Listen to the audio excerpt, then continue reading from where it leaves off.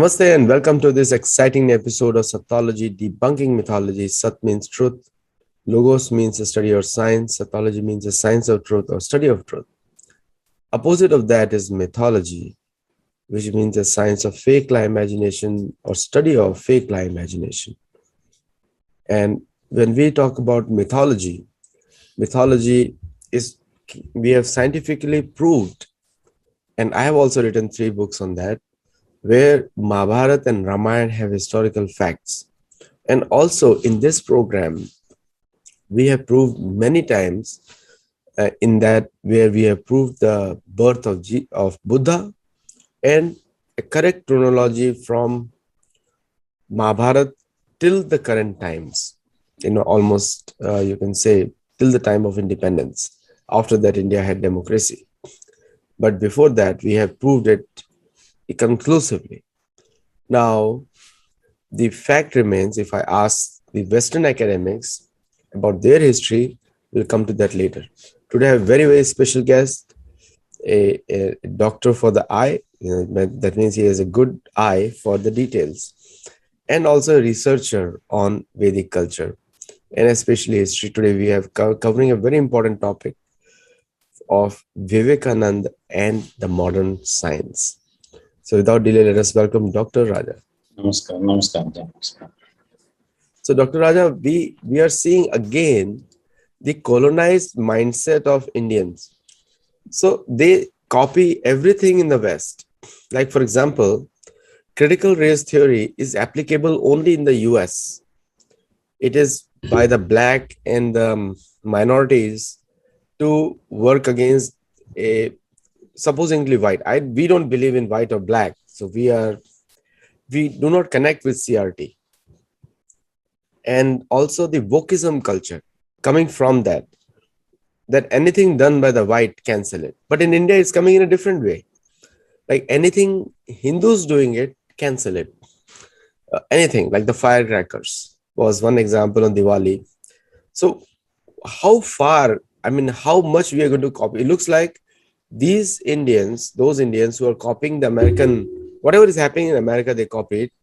Are they almost like monkeys, isn't it? Because they're just copying without understanding why it is there. So how are we going to tackle it? First of all, we have to understand that though only certain people, those they call themselves as elite, and also they call themselves as the guide of the society or the research reformer, like that. Only those people and some media is shouting that we have to cancel anything Hindu. But slowly, of late, in the past 20 years, the Hindus and also the natives of India, they are not bothering about that.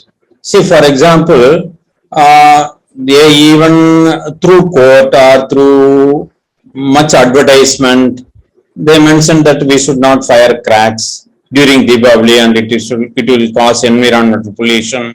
And also we should not celebrate Vinayaka Chaturthi because this after the idol of Vinayaka made of some colors, if it is immersed in water, it will cause environmental hazard. Like that they are going on telling. And if you pour milk on Sivalinga, you are wasting. Like that. Going on continuously, they are telling. It's a conspiracy and it's a propaganda against Hinduism.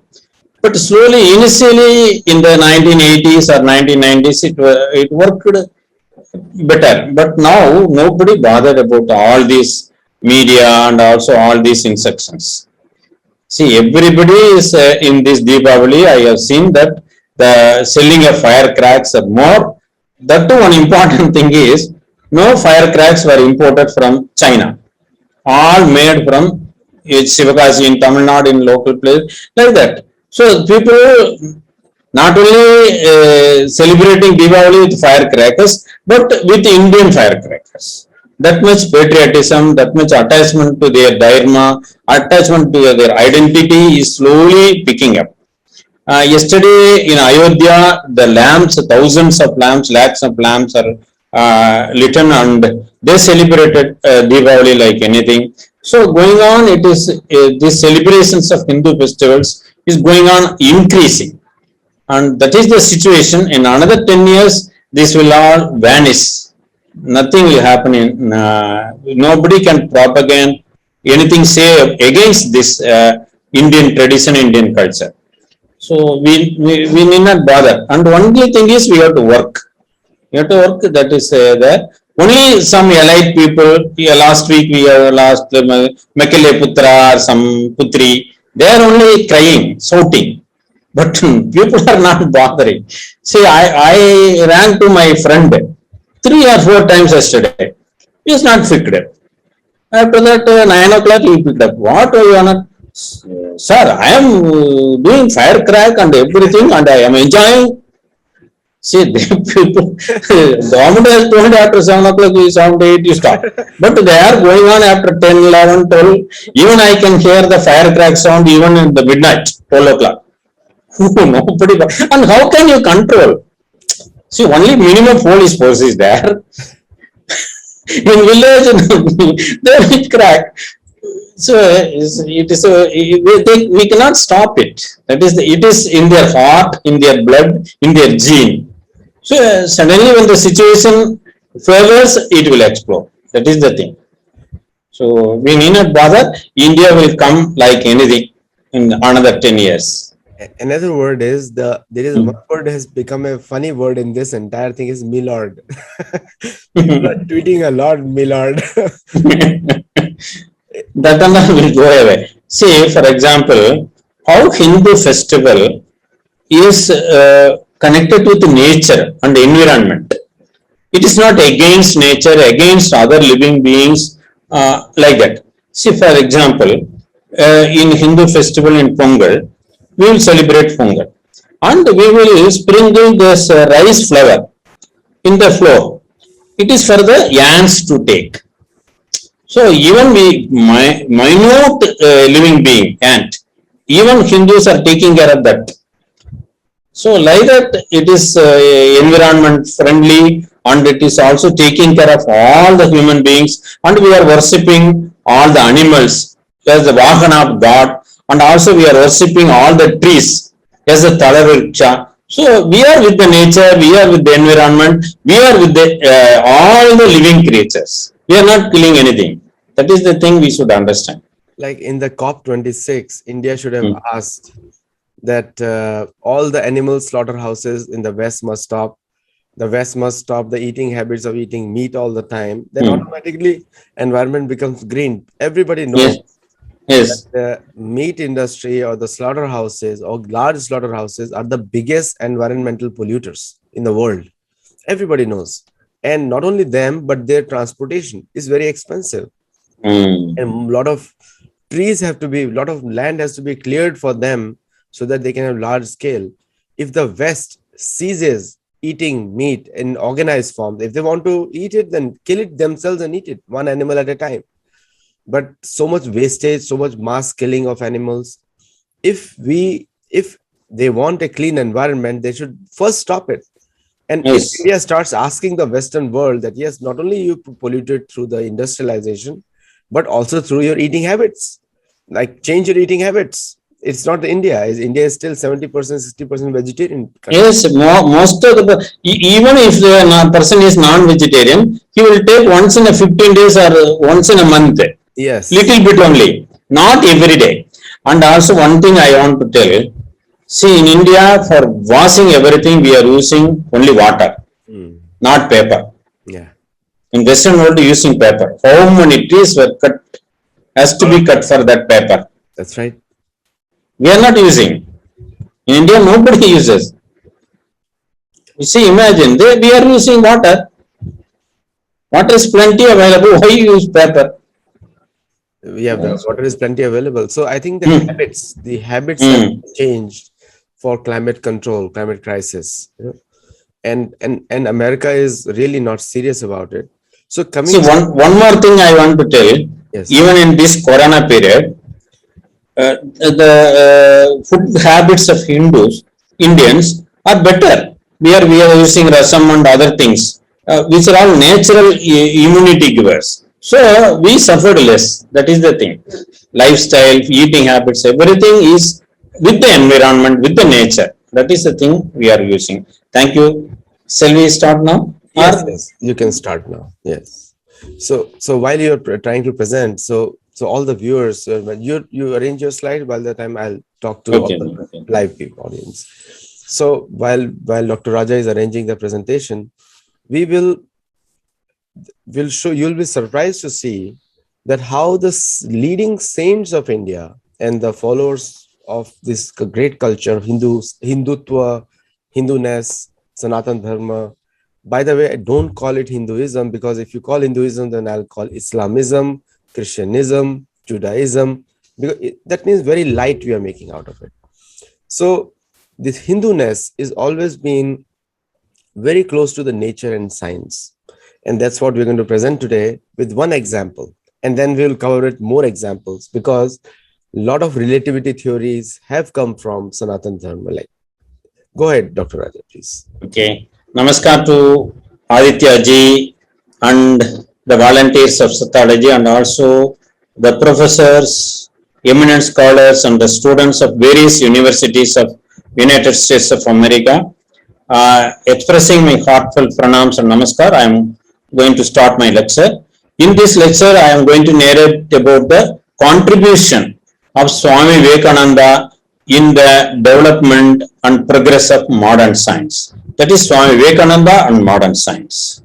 It consists of three parts. The lecture itself consists of three parts. First, the establishment of Indian Institute of Science at Bangalore in the year 1909. And the second part is how the Bose Institute of Calcutta is established in the year 1917, and what is the contribution of Swami Vivekananda in the development of modern science globally, including Western world. These are all the three parts I am going to narrate. First, the establishment of Indian Institute of Science in Bangalore. How Swami Vivekananda is the main person behind this establishment. And there was Swami Vivekananda and Jamsetji Nusarwanji Tata and Maharaja of Mysore, that is Sri Krishna Raja Udayar IV and his mother, and the Purjorji Patsakai, a close associate of J.N. Tata, and Sister Nivedita were the important persons behind the establishment of this Indian Institute of Science, Bangalore. This is the first institute of modern India in science and technology.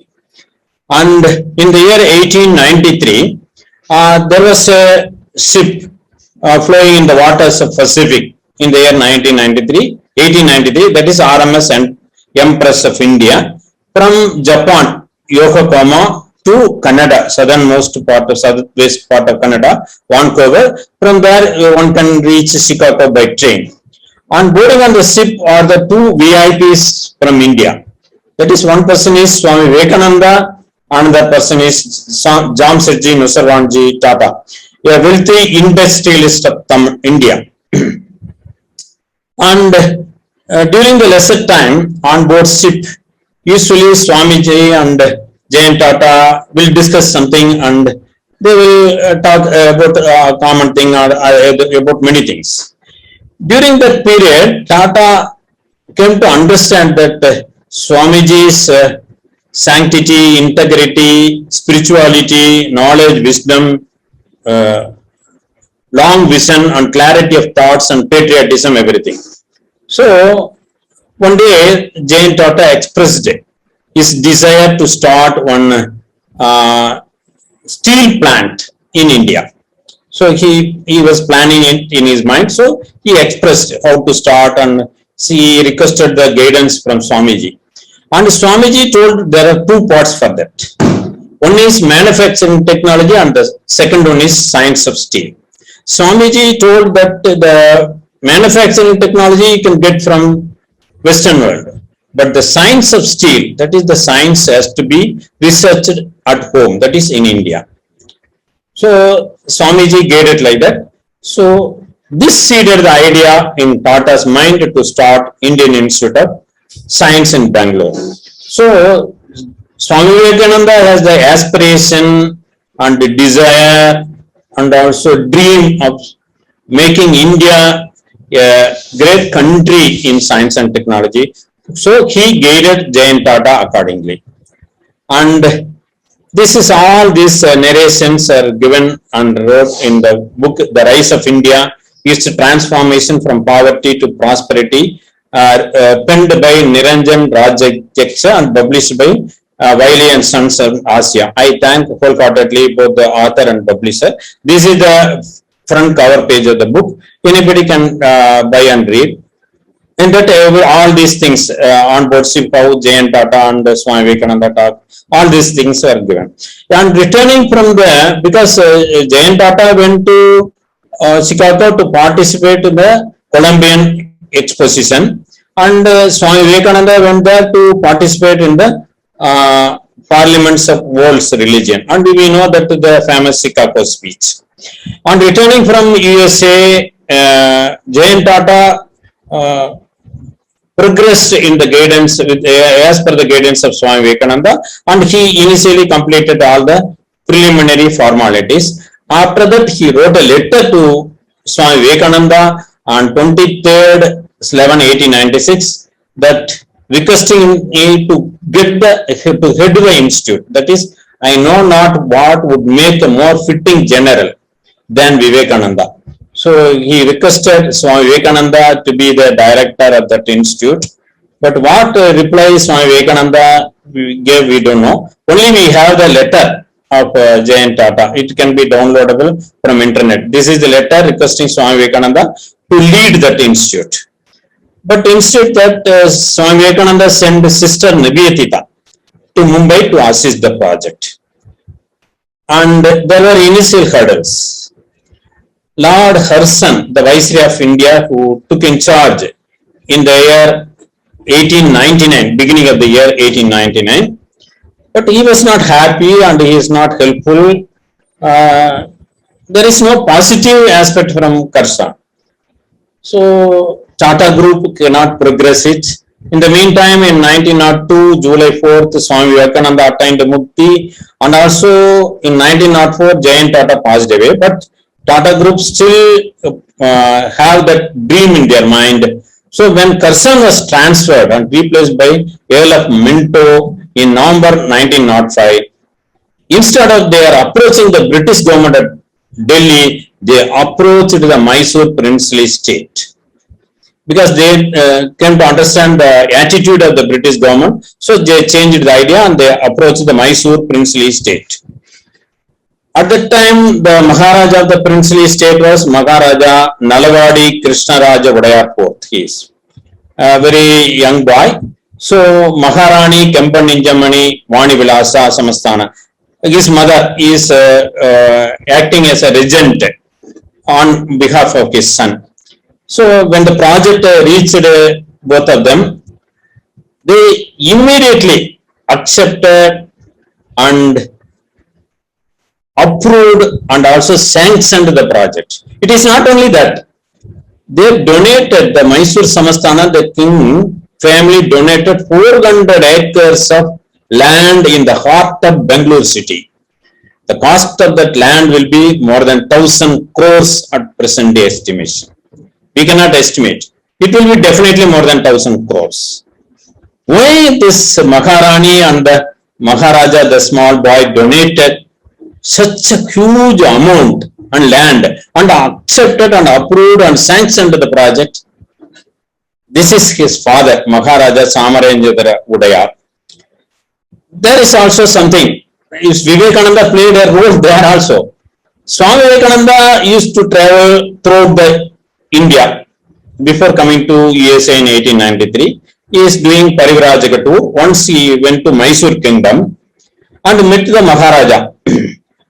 This is Maharaja Samarajendra Udayar. And Maharaja asked, what is your life mission? Why you are traveling and straining yourself like that? He asked one question to Swami Vivekananda. For that, Swami Vivekananda explained his life mission, that is uplifting India and Dharma. And in a 1 hour speech, Maharaja listened 1 hour speech of Swami Vivekananda spellbound. And from that speech, Maharaja understood the high knowledge, integrity, sanctity, and wisdom, patriotism, and jnana of Swamiji. So immediately he became admirer and worshipper of Swami Vivekananda, and he recorded the voice of Swami Vivekananda in the year 1892. And for the forthcoming visit of Swami Ji to USA, he was ready to bear all the expenditure. That was the preeminent and surpassing influence of Swami Vivekananda on Maharaja Samarajendra Udayar and also his family. That is, Maharani Kembaninjamani Vani Vilasa was his wife and Maharaja Nalavadi Krishnaraja Udayar was his son. You can understand why they donated 400 acres that valued more than 1,000 crores today immediately to the Tata project, because they came to understand that it is a dream project of Swami Vivekananda.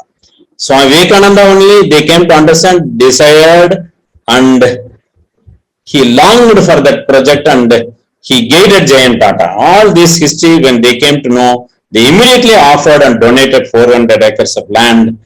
It is in the present day Bangalore city, in the heart of the city, you can understand. So that was the influence of Swami Vivekananda both on Jayan Tata and also Mysore kingdom. And because of that influence of Swami Vivekananda, the Indian Institute of Science, Bangalore, the first scientific institute of modern Bharat, became a reality. So Jayan Tata want to name as a Universal Institute or Science Institute. Finally, everybody chose the Indian Institute of Science. And Jayan Tata refused to name it after his name. But today, even Bangalore people call it as Tata Institute only. So this is the Jayan Tata's statue there in front of the IISc Bangalore. So it became a reality now. This is the first institute of Scientific Institute of Modern Bharat. And Dr. Chandrasekhara Venkataraman. In 1933, he became the director. He was a Nobel laureate, got Nobel for physics, and many eminent scientists of India, they worked there. We can say many people, that is Vikram Sarabhai, Satish Dhawan, who are the founding pillars of ISRO, Indian Space Research Organization, and also Homi Jahangir Baba.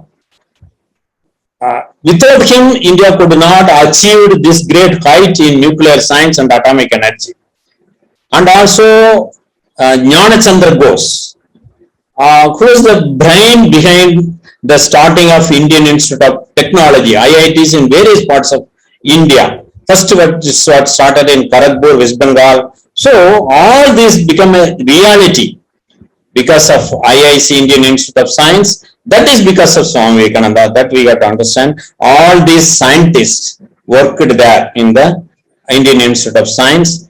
And after that, that Homi Jahangir Baba, he went to England at the age of 18 and returned after 12 years in 1939. Because of the Second World War, he couldn't return back to England. But a lot of hesitancy and unwillingly he worked in India. But because of the lifestyle, philosophy, thought, and spirituality, and many things of India, the India, because of its magnificence, observed Homi Jahangir Baba within her. So after that, Homi Baba decided we should not marry and I should work for India to achieve, to make her to achieve highest peak in nuclear science. So Homi Jahangir Baba, after that he started Tata Institute of Fundamental Research with the J.R.D. Tata help, because Tata are close relative to Homi Baba. Both are Farsi family, and actually J.R.D. Tata's wife was his aunt only. So they sanctioned full-hearted Tata Institute of Fundamental Research came. After that, Baba Atomic Research Center, that is Atomic Energy Establishment of Bombay, and Baba started the Atomic Energy Commission of India, and the Department of Atomic Energy is because of him only. So Homi Baba contributed much to the development of nuclear science. It is not because Homi Baba worked in Indian Institute of Science, and he came to understand the greatness of India. Because of that, only all these institutes came. This is Dr. Homi Jahangir Baba, and this is Baba Atomic Research Center, named after him. And India's nuclear reactor, this is all because of Baba. Apsara was the first nuclear reactor of entire Asia. It attained criticality on 4th August 1956. Except the uranium fuel rod from UK, other things are 100% indigenous. Cirrus in 1960 and Gerlina, everything, all things are 100% indigenous. Now India is the pioneer in nuclear energy with more than 22 nuclear reactors, and the most important thing is thorium nuclear technology, a dream project of Dr. Homi Baba. It is going to achieve within 10 years. At that time, India will be the number one in a country producing abundant nuclear energy. So Kalpakam and also Kudankulam and many projects are there. They going to have thorium nuclear energy. That is the achievement. And this Pokhran nuclear testing May 1974 and 1998 that we all know. What is the specialty of that Pokhran is, you can see that India is 100% indigenous. Other countries, they borrowed some techniques from other countries, but India is 100% indigenous. That is the achievement. And Dr. Vikram Sarabhai and Dr. Satish Dhawan, they are the persons who made ISRO a number one space research organization in the entire world. Now ISRO can launch multiple missiles in a single launching vehicle, and also it has the best result. Success rate is highest in the entire world, and the cost is lowest in the world. So Vikram Sarabhai and Satish Dhawan, they got trained in Indian Institute of Science, and I already mentioned Jnana Chandra Bose is the brain behind IIT, Indian Institute of Technology, and many IITs were started through the nation, and this is an important picture. In the next part of the lecture, it is an important thing. This is the great scientist of entire world of India, Dr. Jagdish Chandra Bose. He is Dr. Meghnath Saka, and he is Jnana Chandra Bose, and this is important person Satyendra Nath Bose. All were Dr. Jagdish Chandra Bose students, the great scientist.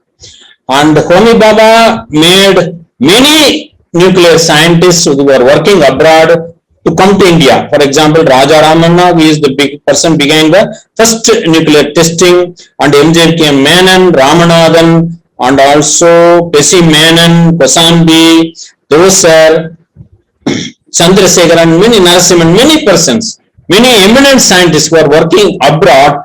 Because of the Baba's request, all they come to India, and with low pay and poor environment, even then they worked for India, and India achieved the great height in nuclear energy, and also space research organization, and also engineering technology. That is all because of IIC. And this is an important thing, Tata Steel. J.N. Tata started because of the guidance of this Swami Vivekananda's guidance in the SIP. He started in Tata Steel. It started in the year 1907 by Tata Group. It is the first steel company in the entire Asia and modern Bharat. Why I am saying modern Bharat? Because we know steel industry in the ancient Bharat. And one of the things I want to share is Sir Frederick Upcott. He is an English officer and chief commissioner, Great Indian Peninsula of Railways in the 1900s. When Tata decided to start a steel mill in Jamshedpur in Jharkhand, he passed a skeptical comment and he ridiculed the project. And how he ridiculed? I will eat every pound of steel rail Tata produces. So that steel will not be steel. We can even chew it. That is the comment passed by Sir Frederick Upcott, the English officer. First in got 1912 came, and it is very high quality, and Tata Steel bought Chorus Steel Company of England. Maybe a fitting reply to Frederick Upcott of English officer. And it has operations in 26 countries and presence in more than 50 countries, the second most geographically diverse steel producer, and the world's largest steel group is Tata Steel. So, because of this Tata Steel and its production of iron and steel, it was utilized for the construction of bridges and industrial institutes, and also many buildings, and also important technical institutes and other institutes, and roads and everything. So infrastructure development, industrial development and construction work, all because this steel factory. So this Tata Steel's role in national development is immense, and it should be appreciated well. So we often heard that Tata Institute of Fundamental Research is the cradle for science and technology progress in India, but it itself born in the from the IIC Bangalore. So actually the correct thing is the IIC Bangalore is the first cradle of industrial and scientific and technology development in India. From there, TIFR, DAC, AEK, BARC, ISRO, IIT, and everything came. So there are graduation of engineers, scientists, and also eminent scholars, and technology and science and technology developed. So India progressed well in the free India. So all these have IIC as the base, Indian Institute of Science Bangalore, which came into reality because of the long vision and patriotism of Swami Vivekananda. So I completed the first part. Now second part, how Bose Institute of Dr. Jagdish Chandra Bose was started. He is Dr. Jagdish Chandra Bose, a great scientist of the entire world during his period. So he is the first person to generate this microwave, that is 60 gigawatt cycle, 5 millimeter wavelength microwave. He was the first scientist to generate, transmit and reabsorb this microwave. So this is the microwave spectrum, and radio wave and other things are part of this. But he only developed an iron mercury iron coherer, a radio signal receiver, first in 1899 itself. And he demonstrated that instrument in the Royal Society, London, without hiding anything. But later on in the year 1905, Guglielmo Marconi told that he invented an Italian navy coherer, and he was awarded Nobel in 1909. But Bandyopadhyaya PK, he is a great scientist of India and worked in NASA in USA, and he researched on that, and he wrote many articles in IIE proving that actual the radio coherer, radio receiver was invented by Dr. Jagdish Chandra Bose only. That was proved now. I thank the author and the publisher. All these research articles you can go and copy it in the internet. And Dr. Jagdish Chandra Bose is the first person to say that electromagnetic radiation came from sun to earth, and he is the first scientist to develop P and N type of semiconductors and radio coherer. But all 50-60 years before, the modern scientists thought of all these things in the year 1897 to 99 itself. But the modern scientists came to understand it only after 1950s. That's why Neville Francis Mott, he was a British physicist. He won Nobel for physics in 1977. He mentioned that Dr. Jagdish Chandra Bose lived ahead of 60 years in science.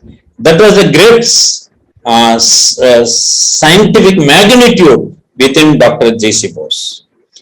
And he actually, I told 27th April 1899, 17th May 1901, the Friday lecture he gave in Royal Society, London. It's a prestigious lecture, and many lectures he gave, and also Swami Vivekananda influenced much Western scientists. And these Western scientists, because of the influence of Swami Vivekananda, and also they can realize the high knowledge, scientific knowledge of Dr. J.C. Bose, they decided, that is Lord Kelvin, the President of Royal Society, London, Professor Helmholtz, and other Lord Lister, Professor Clifton, William Ramsay, Gabriel Stokes, Thomson and Rooker, many scientists, they jointly wrote a recommended letter to British government so that a scientific laboratory for Dr. J.C. Bose should be established at Presidency College in Kolkata. They recommended strongly to the British government. They know the high knowledge and wisdom of Dr. J.C. Bose, how he is thorough in scientific knowledge, that they understood because of his lectures. So it is dated on 23rd October 1896, and they submitted to the George Hamilton, Secretary of State for India, and he sent with the recommendation to Viceroy Elgin at Delhi. Viceroy Elgin, the British officer at Delhi, accepted the proposal, but what happened? Edward Norman Baker, the Finance Secretary at Delhi, Alfred Kraft, Director Public Administration, Kolkata, and Charles Artani, the Principal of the Presidency College, Kolkata, where Dr. J.C. Bose was working as a Professor of Physics, stopped it permanently. So we can understand Indian Institute of Science, Bangalore, was blocked by Lord Curzon. British government is not at all cooperating. So the Tata Group approached the Mysore Samastana. Now this Bose Institute was also stopped by the English colonial officers. All were blocked by colonial British officials. But what we heard from our history, because of British only, there were railways, there were postal, there were everything, telecommunication. So because of British rule only, we developed science and technology. That was what we taught by the so-called elite people and the media. But what actual reality from the history we can understand. British colonial officers didn't want India to develop in science and technology. That is the truth we can understand from all these narrations. And Dr. J.C. Bose got a worst disappointment because of that. And he wrote a letter to Rabindranath Tagore, who is a Nobel laureate and a great poet of India. And he mentioned the profile disappointment. It is in Bengali, I am translating. It is on the 1901, it is mentioned. The profile disappointment would never go away, because if the scientific institute would have been established, Dr. J.C. Bose could have made India a fertile place for scientific research. But Bose got a great disappointment and he could not progress. This is the first part of second part, A part of second part. And now I am coming to the B part of the second part. Joseph Gilbert, it happened in USA. So now what happened in India and Europe we have seen. Now it is the venue is in USA. Joseph Gilbert Thorpe, he is from Wisconsin state, a wealthiest timber merchant. He owned many forests. He was also Senate member, and he got one daughter and son. They are from Norwegian origin. This is Sarah Chapman Thorpe, his daughter. And he is Ole Boneman Bull, a great violinist. He is also from Norway, and after completing his violin concert in Europe, he came to USA to further violin concert. And because both were Norwegian origin, and whenever Ole Boneman Bull visit Wisconsin state, he used to stay in the mansion of Joseph Gilbert Thorpe, and he conducted many violin concerts. So for that, Sarah Chapman Thorpe went many times to hear the music, and she started loving the violin concert music, and slowly that love became the love, affection, attraction on Ole Boneman Bull. So Sarah Chapman Bull, Thorpe becomes Sarah Chapman Bull. First she loved the music, violin music, then the violinist himself. So there are age differences there, but her mother permitted. So Sarah Chapman married Ole Boneman Bull. And one day Bull asked Sarah, instead of wide age difference, why you married me? Like that he asked. For that, Sarah explained that first I loved your music, after that I started loving you. So I decided to marry you. So for that, Ole Boneman Bull mentioned that then you should know the origin of violin. It was written in the book that is Bull, a memoir written by Sarah Chapman Bull, his wife. In the appendix part, it is internet downloadable. In the 348 page, the origin of violin is given in the appendix. And that Bull narrated violin originated from which country. He mentioned exact words in that book I am saying. The country which offers us the most ancient memorials of perfect language, of an advanced civilization, of a philosophy in which all pieces of human thought find expression, of a poetry rich in every style, and of a musical art corresponding with the lively susceptibilities of people. That is Bharat, India. So, with the golden words, Bull introduced India to Sarah Chapman Bull. How he understood the greatness and magnificence of our nation, India. These are all the golden words of Bull to Sarah. So, mentioning India as the origin of violin. So, after that, the third change in the mind of Sarah Chapman Bull came. First, he loved the violin music and then loved the violinist. Now, she started admiring the country of origin of violin, that is India. That is the third change in the mind of Sarah happened. After that, in the year 1893, Swami Vivekananda went to USA and he gave lectures in Harvard University and many universities. And in Wisconsin state also he gave many lectures. For that, because already this is Sarah Chapman Bull, much inclined towards India, so he wanted to hear words of the Indian sannyasi. So he attended the many lectures of Swami Vivekananda. In that, he realized that the Indian philosophy and thoughts, the greatness of that, and how it was expressed, explained, and followed by the Swami Vivekananda. So the fourth change came. Sarah Chapman Bull became the truthful American disciple of Swami Vivekananda. So Sarah Chapman first loved the music, violin music, then loved the violinist, then admired India, and fourth change is he became the American disciple of Swami Vivekananda in the year 1893 onwards. After that, in the year 1895, Swami Vivekananda went to London, and in the Wimbledon, the noble Elizabeth, she became the disciple, England disciple of Swami Vivekananda. She is our great sister Nivedita. So this is the thing after that happened. This is the third part, and the third part of the C part of the second.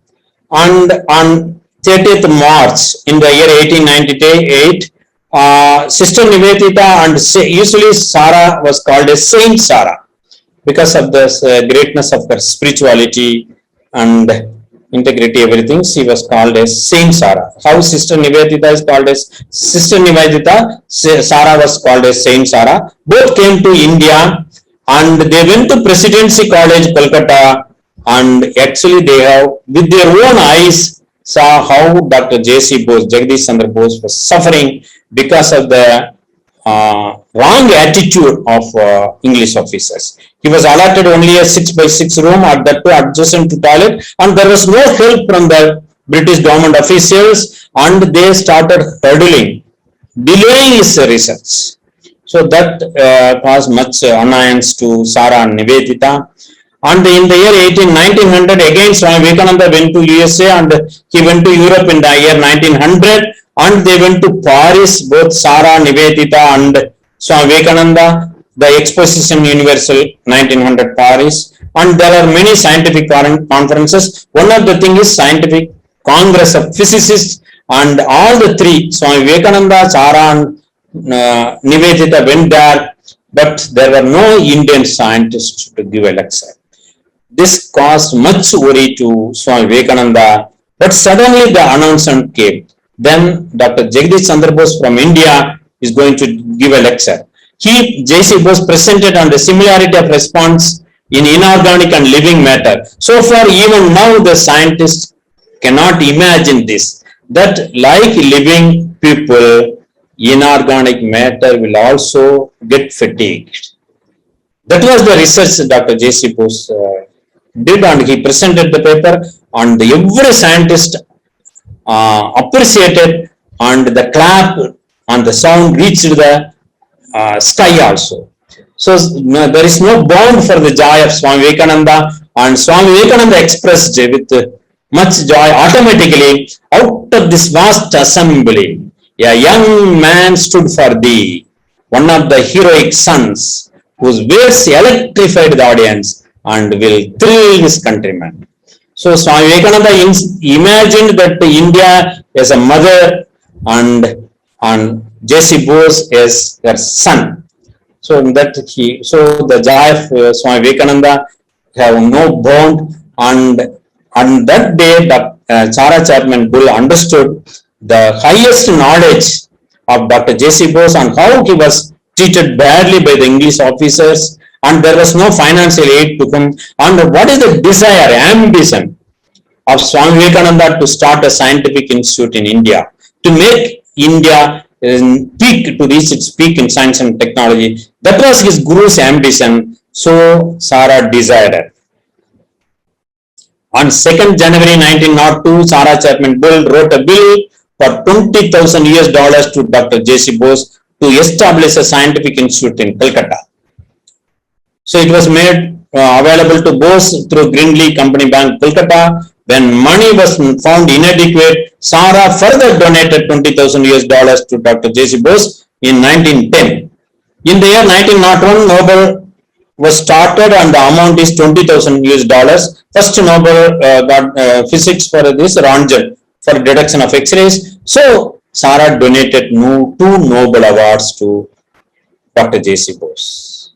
And Bose Institute became a reality in the year 1917 in Calcutta through the donation of Saint Chara Chapman Bull, an American disciple of Swami Vivekananda. So Swami Vivekananda is the main person behind the second establishment of modern science and technology institute in modern India. So a violin, Sara loved violinist, and admired India, and became a disciple of Swami Vivekananda. Because of that, one violin donated 2 Nobel to Dr. J.C. Bose, and Bose Institute became a reality. How a small violin gave this to India, that we have to imagine.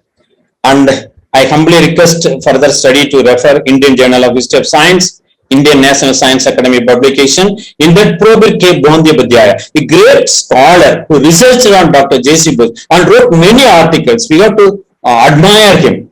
The Violin and the Genesis of Bose Institute of Calcutta. This is the article we can download from internet. It is an interesting thing we can read. So with that, almost I concluded the second part. How Bose Institute helped. We have seen IIC how helped India to progress in science and technology. In the second part, in the Bose Institute, how helped. Satyendranath Bose is Satyendranath Bose. He was a student of Dr. Jagdish Chandra Bose and studied in Bose Institute, and he had a scientific discussion with Einstein. Actually, when atom was split and the quantum world was visualized by scientists, they cannot come to a definite conclusion, because science is evading. They cannot fix anything exactly. So science should fix everything exactly, no. So the subatomic particles behave in both ways, in the entire opposite way. So they cannot come to a conclusion. They cannot understand the quantum world. At that time, Satyendranath Bose wrote an article, 4-page article, Planck's law and the light quantum hypothesis, in the 1924 in English. During the days, all scientific articles will be published in the German language or in the French language. He requested Einstein to translate into German and publish in German magazines. So on reading that, Einstein understood that he cleared all the doubts in quantum physics. That is the turning point in understanding the quantum physics, quantum world. So it is a breakthrough point. So the particles that undergo the properties and qualities of what Satyendranath Bose described, they are named after Satyendra Bose as boson particle. Only two types of subatomic particles are there. One is boson particle and another is fermion particle. After that, one is named after Satyendra Bose. So without reading Satyendra Bose, nobody can become a nuclear physicist in the entire world. And the statistics they undergo is known as Bose-Einstein statistics. So that was the breakthrough. That is because of Satyendra Bose of Indian scientists and his contribution, the boson particle. That was the main thing in the same experiment that happens in Switzerland to find out God particle, that is Higgs boson particle. So Satyendra Bose is the father of this sin experiment, we can say like that. And another student is Dr. Meghnad Saga, and he is the scientist who started Saga Institute of Nuclear Physics, Calcutta. And for this sin experiment, they want computer chip to receive, store, and resupply the signals when God particle, Higgs boson particle formed. So they want the computer chips that will be the brain cell of that entire experiment. So many countries supplied, but finally the quality is excellent with Indian chip, that is Manas chip, multiplex analog signal processor, the number one chip with quality in the entire world. So they purchased 1,10,000 Manas chips. You can see this is the chip Manas from India. It is manufactured in Saga Institute of Nuclear Physics, SINP. That was started by Meghnad Saga. You see, this is the Manas chip supplied by India, and the scientist is best friend of mine. He actually had this flag stamped there. So this is the thing, and that concludes the second part, how Bose Institute was established and how it helped in the progress of science and technology in India, and how Swami Vivekananda is the basic behind force of that establishment of Bose Institute. That we have to understand. And next is in the global level, how Swami Vivekananda guided the Western scientists. This is a great scientist of USA, the unsung hero, Nikola Tesla. Actually, he is the scientist who developed alternate current generation, alternate current motor, and also high frequency current, and also the telecommunications. And using his patency only, the American government generated current from Niagara Falls. So that much was the great scientist of USA, Nikola Tesla, but nobody knows that he is an unsung hero. And Swamiji from New York, he wrote a letter to E.T. Study dated 13th February 1896. In that he narrated two incidents that took place in USA. She is Sarah Bernhardt, a beautiful French actress. He enacted many plays in Europe, and she is from France. And in the year 1896, January, he came to USA and started enacting many plays. And one of that play is Isiel. That is a French version about the life of Buddha. In that act, Ambapali is a beautiful lady, and Sarah Bernhardt played the role of Ambapali, and the Buddha person who is playing the Buddha role, Ambapali, on requesting Buddha to marry her, Buddha used to tell this everything, the worldly things, that is beauty, young youth, and money, everything will be not permanent. They are not eternal. They will vanish one day. So, but they appear permanent because of Maya. And repeatedly hearing the word Maya from the actor Buddha, Sarah Bernhardt want to know what is Maya from an Indian sannyasi, because it is an Indian word, Maya. So because the drama is on Buddha, Swami Vivekananda went there to see that drama, and on seeing Swami Vivekananda, Sarah Bernhardt requested immediately to give an interview to explain what is Maya. So the interview was arranged on the 5th February 1896 at Wednesday evening at the Austin Corbin, Anne Corbin's house, that is Swell family, in the 425 5th Avenue, Manhattan, New York. So in that, Swami Vivekananda explained Maya to Sarah Bernhardt, and the most important person who attended that interview is our Nikola Tesla, the great scientist of USA. So on explaining everything, that we need not go in detail because I want time. On turning to Nikola Tesla, Swami Vivekananda told that these scientists, they think that matter and energy are two different things. But it is not so. Matter and energy are one and the same. That is E is equal to M. Energy is equal to M. Matter is equal to energy. And why the scientists thought? Because all this Cartesian Newtonian paradigm, because based on the entire Rene Descartes and Isaac Newton, they thought everything are separate. Based on that, the scientists in 1900s thought that energy and matter are two entirely different things, that is opposite pole. But Swami Vivekananda told that it is both sides of the same coin, one and the same. So this caused much astonishment to Nikola Tesla, so he requested further explanations. This interview is reported in all these newspapers of USA, so it is authenticated. And Swami Vivekananda, on explaining, he mentioned that is Brahman is the modern science absolute, and Mahat or Ishvara is the primal creative energy of modern science, and Prana and Akasa are the energy and matter of modern science. That is, Prana is energy and Akasa is matter. And going to further explaining that in the universe, that is lowest most condensed sphere, this physical force and the sensible matter appear different in the Stula form. And the next is the Sukshma form, but still this Akasa is in subtle form and Prana is also in subtle form, but they still appear as different. But in the electric sphere, why Swami Vivekananda mentioned electric sphere means we can understand electric current is the flow of electrons, and electrons has dual nature. It is matter as well as energy. So electron is one thing that behave as matter, particle, and as well as energy. So based on that, we can say understand that Swami Vivekananda even those days understood that E is equal to M. And in that electric sphere, Prana and Akasa are almost one and the same. And light also has dual nature. It can propagate either through wave or particle. So finally is the Brahma Loka, where Prana and Akasa merged with the primal creative energy.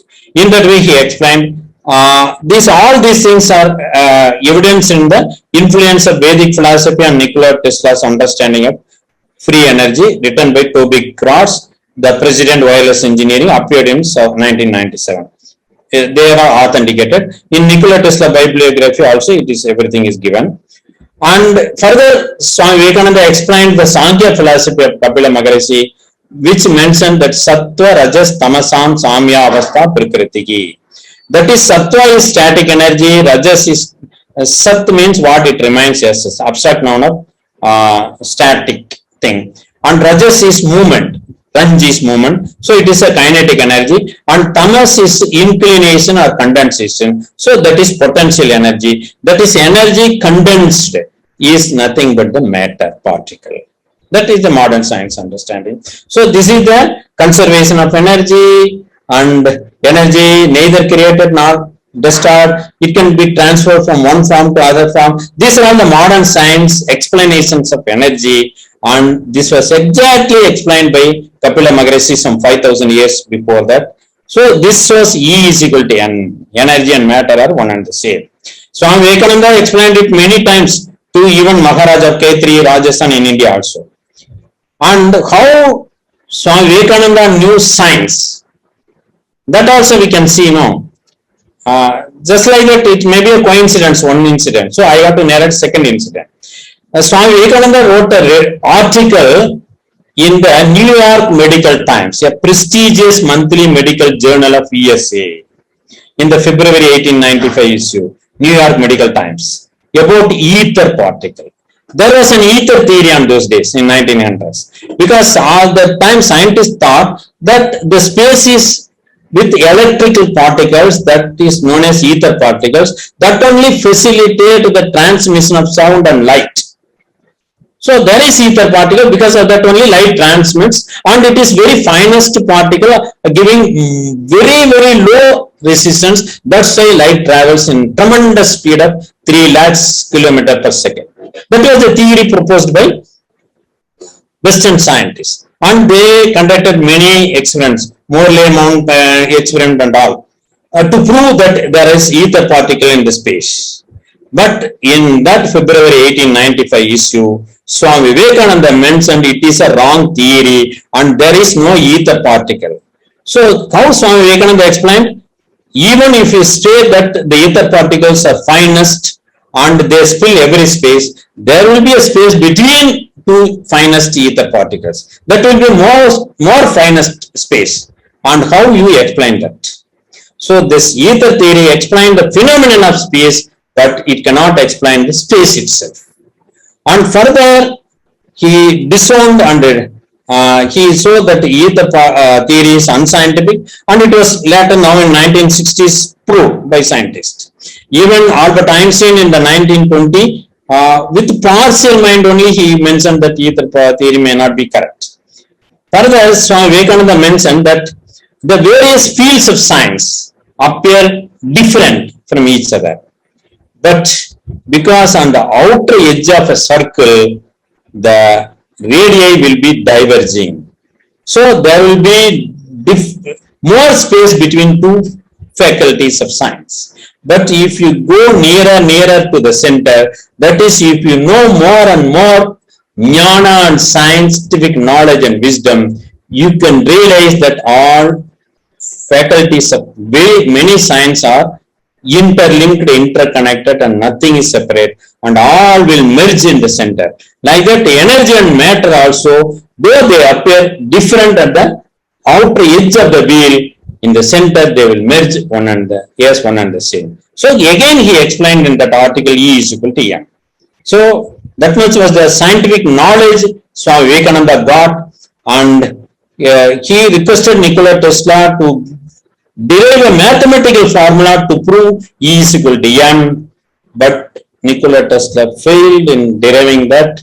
Swami Vivekananda attained Mukti in 1902, but in the year 1905, with his special theory of relativity, Albert Einstein proved that E is equal to mc square. So what the India, East world knew the fact, the scientific fact, 5,000 years before that. We have evidence in Kapila Rishi's Sankhya philosophy was ultimately known to the West in the year 1905. But A.W. Hill, an American journalist, has another story. He wrote an article on Swami and the Seventh. In that he mentioned that there is an intriguing story here in the scientific circles, and he mentioned it has a ring of truth. According to it, Einstein's famous equation E is equal to mc square made its debut as E is equal to m only, and it was handwritten by his Hungarian wife, that is Mileva Maric, who was also a scientist. The first wife of Albert Einstein is Mileva Maric. She is from Hungary, and she was also a scientist. He only wrote on the margin of the paper special theory of relativity paper as E is equal to m in handwritten. This formula appeared only a few months later in the papers of Albert Einstein.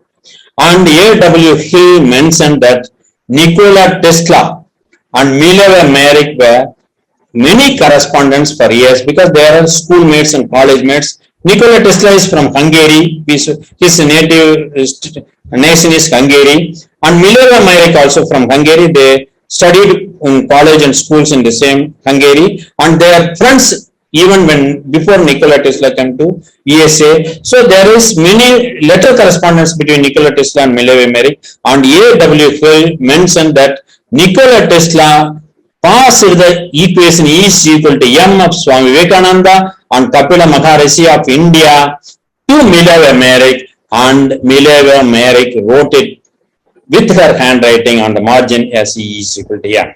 So he mentioned it as a ring of truth.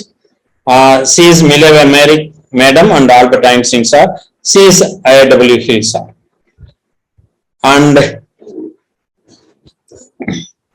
these are all the evidence for all these stories. That is Leland Anderson, he wrote a book, and these are all the Nilakanda who wrote Yogis and other works of Swami Vivekananda, and these are all the evidence for all these narrations. You can download from internet, and Nikola Tesla's bibliography, and also Nikola Tesla's understanding, Toby Graff's article. And the Indian scientists, what they think about this. That is so important. With that, I can conclude. See, he is Dr. T.G.K. Murthy, an ex-ISRO scientist. He gave a lecture. One time I can mention, that is from Bullaka to Moon. It's an interesting story. If time permits, in the next lecture I will give.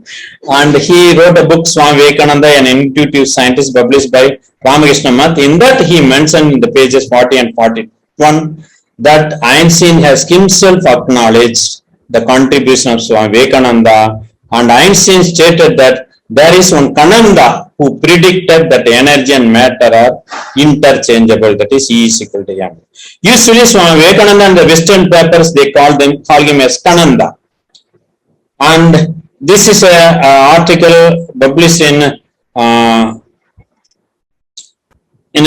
paper, that is Deccan Chronicle from Madras edition. In that, he is Mailsami Annadurai, another ISRO scientist. He is we call him as a moon man, because Chandrayaan man, he only behind the thing that India launched Chandrayaan to moon. And in that one Ramakrishna Mission School in Tinagar, on this date he mentioned that it was Swami Vivekananda who had first come up with the theory E is equal to mc squared, and not Einstein. In fact, Albert Einstein himself has acknowledged that Swamiji had found something about quantum energy. I thank Deccan Chronicle and also Ramakrishna publishers, and also T.G.K. Murthy and Mailsami Annadurai, the great scientists of India. And now I can conclude. Swami Vivekananda was the motivational force for the establishment of the first two scientific institutes of India, of modern India, I can say. Because in ancient India, many scientific institutes were there in India. So, Indian Institute of Science, Bangalore, Bose Institute of Calcutta. Both are the basic and vital in the development of science and technology and infrastructure of India. All these institutes and institutes of engineering, technology, steel and other industries, Saga Institute of Nuclear Physics of free India were established, and every infrastructure and science and development is based on all these institutes, which are later developed with the cradle at Indian Institute of Science and Bose Institute. They are the cradle. So, both are formed because of the ambition, desire, and will and wish and guidance of Swami Vivekananda. So, Swami Vivekananda is the main person who contributed much in the development of science and technology of modern India. And further, Swami Vivekananda, by his Vedantic speeches and his scientific knowledge and wisdom, guided the international reputed scientists to realize the actual and basic scientific facts of the universe. He only stressed that everything is interconnected, interlinked, interwoven, and nothing is separate. So it has removed the stigma of everything is separate based on the Newtonian Cartesian paradigm, which pushed the world almost into the verge of self-collapsing, self-elimination. But luckily, Swami Vivekananda guided the Western scientists. So, Western scientists realized that everything is interconnected, everything is one and the same. So, the science progressed in this way, and the quantum physics also revealed that fact. So, based on this, we can conclude strongly that Swami Vivekananda is not only a Rishi, Jnani, Guru, Patriot. He is a great patriot, no doubt in it. Philosopher, guide, teacher, and a noble personality. But definitely he is an intuitive scientist also. That we can understand from all these evidences. Thank you very much. This is the book I have written, all these things. It is available in Amazon.in. If you type my name, it will come. And this is my introduction. I am Dr. M.L. Raja, introduced by Aditya ji. These are all my contact numbers. And I thank Aditya ji and the team of Sattology, and also the eminent professors and students of USA, many universities of United States of America, for patiently listening my lecture. I thank once again humbly. Thank you very much. No, what a wonderful presentation, Dr. Raja. Thank you, Ji. One of the questions which comes in, see, we Indians always look to the West for all the guidance on science. And the Indian educated people, it is a great honor for them if somebody from the West recognizes them. I see it in the media, I see it everywhere. Very educated people also do the same thing. Yes. We at Sattology are the only channel who talks directly to so many Americans.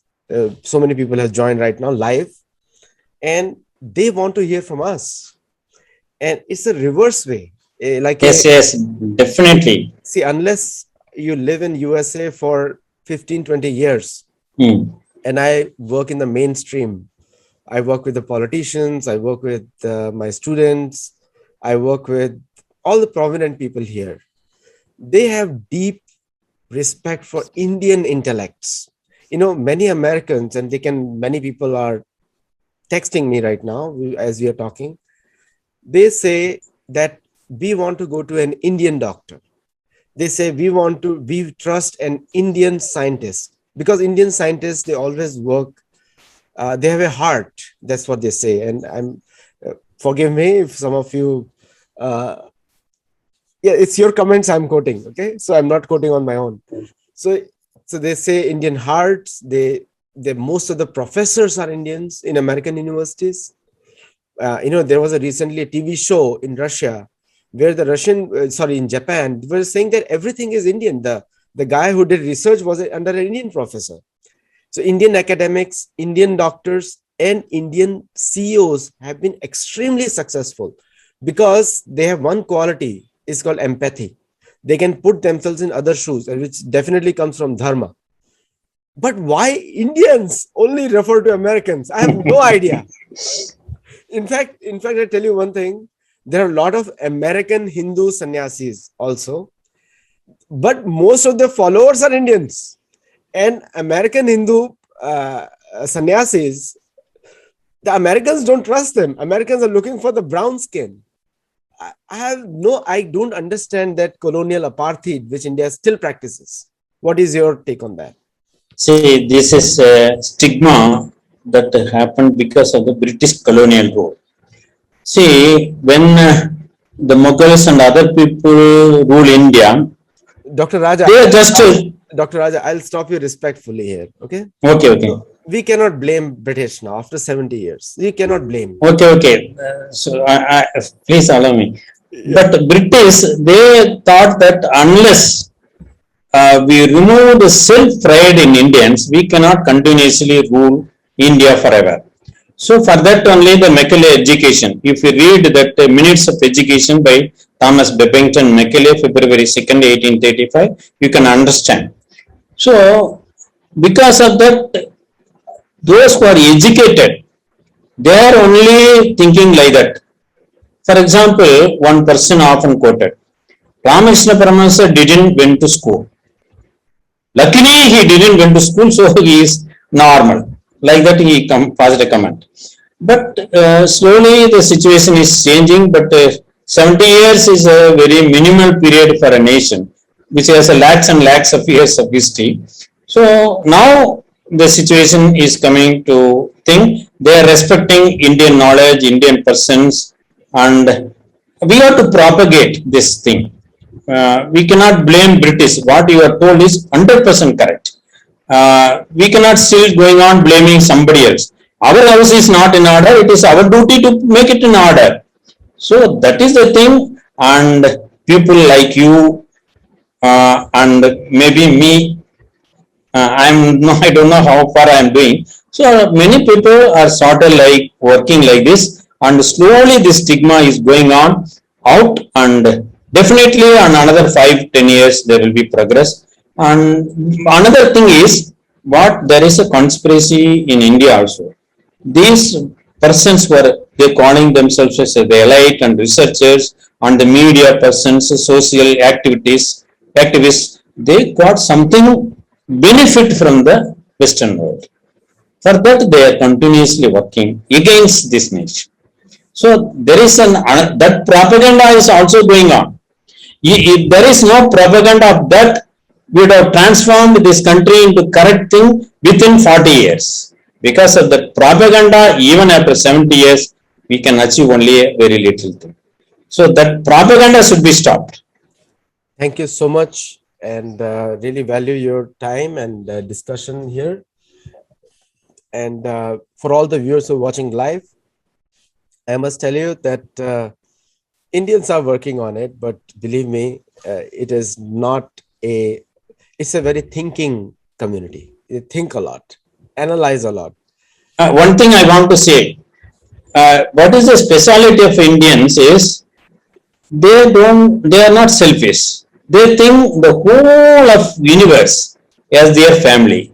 They love all the human beings, not only human beings, all the living creatures of this universe. So that is the speciality. So even then, I love all the persons who are living in the Western world also. My heart is for them. So like that, not only me, even you and every Indian is like that. So that is the speciality and uniqueness of our great culture. So that I want to say to all the eminent professors. Thank you so much for Thank coming you. on the show. And thank Thank you all you. the viewers for watching it live. Do watch on YouTube and send your comments. All the shows are educational. You can reference them again and again, again and again. Thank you and namaste. Thank you. Thank you.